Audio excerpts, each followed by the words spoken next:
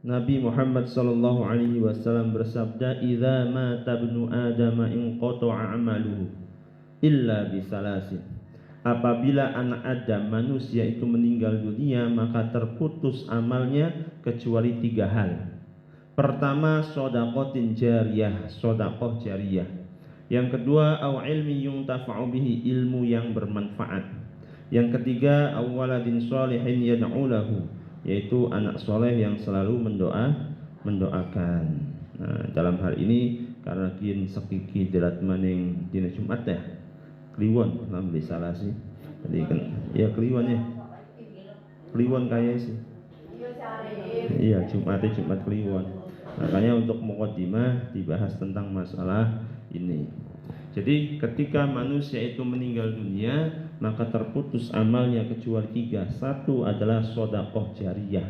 Sedekah jariyah ini walaupun sedekah jariyah yang mengalir pahalanya, artinya walaupun orangnya sudah meninggal dunia, tapi karena dia melaksanakan sedekah jariyah, amalnya tidak akan terputus, pahalanya terus mengalir.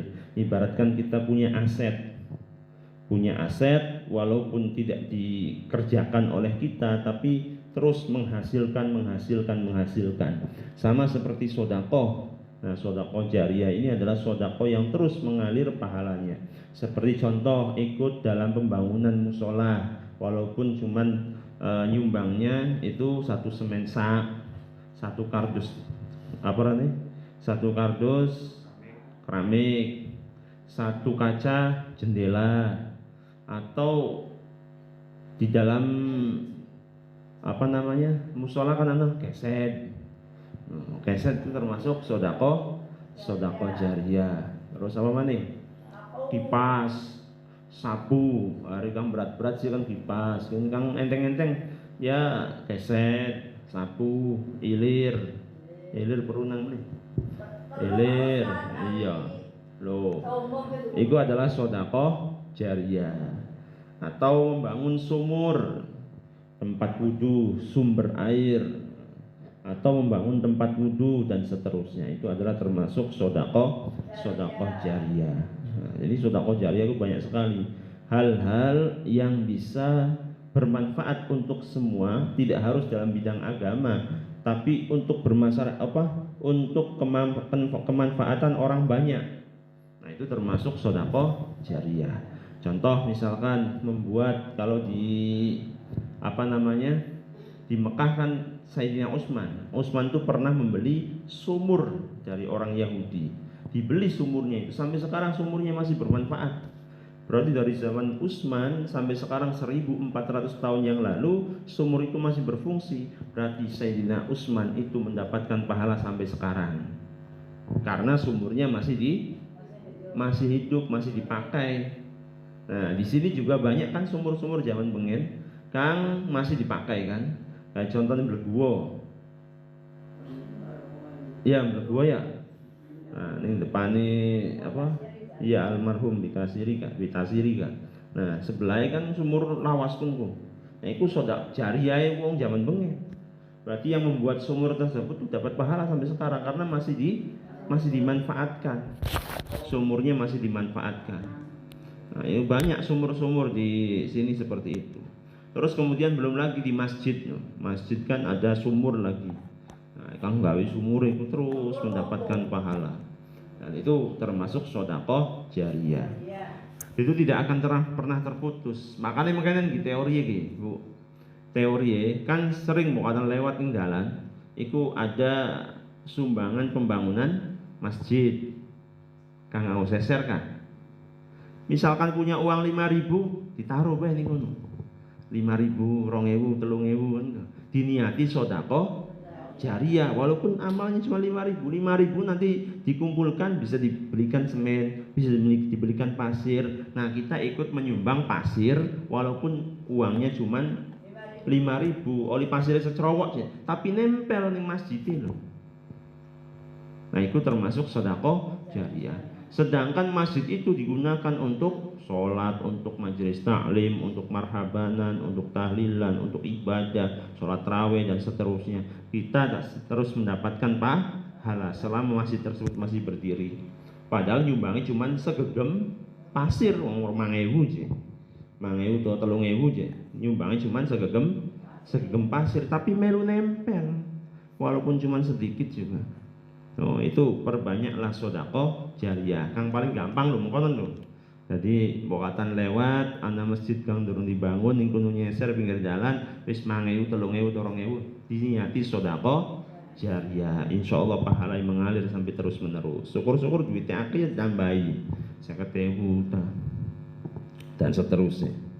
Kemudian yang kedua, au ilmi yuntafa'u bihi, ilmu yang bermanfaat.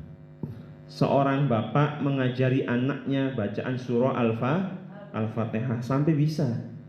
Begitu bisa, anak tersebut selalu membaca surah Al-Fatihah. Di antaranya apa? Sholat. Sholat itu pasti baca surat Al-Fatihah. Maka setiap anak itu membaca surat Al-Fatihah, kita dapat pahala.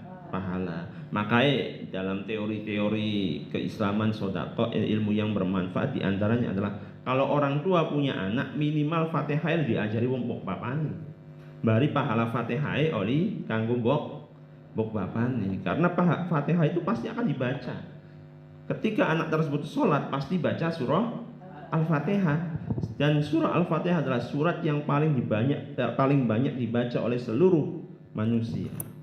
Karena pasti sholat loh, kang wajib sholat kang misalkan. Nah itu pasti belum lagi ketika mendoakan orang lain. Lo hadrati Al-Fatihah. Jadi surah-surah Al-Fatihah itu selalu pasti bermanfaat. Terus kemudian awaladin sholihin yad'u lahu. Yang ketiga adalah anak soleh yang selalu mendoakannya.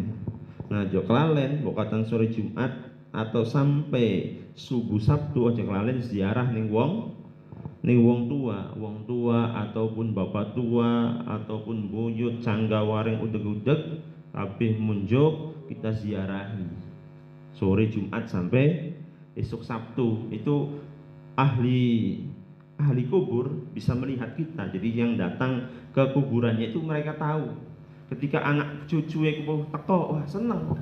Lakin putuwe kita, lakin buyute kita, canggai kita dan seterusnya. Aja kelalen ketika masuk ke kuburan untuk baca salam, assalamualaikum ya ahlal kubur. Salam itu tidak memerlukan jawaban.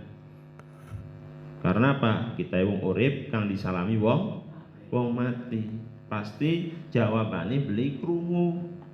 Lamonan krungu insyaallah melayu. Loh, kan mengkonon. Makanya tetap dijawab oleh ahli kubur, cuman kita tidak mendengar karena beda alam.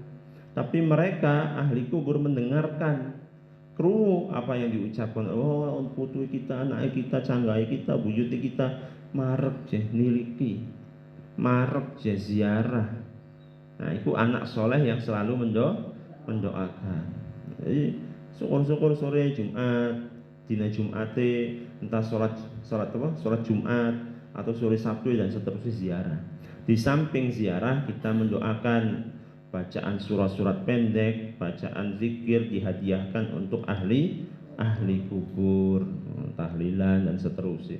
Itu dalam rangka mendoakan ahli kubur, dan itu tidak akan pernah terputus pahalanya.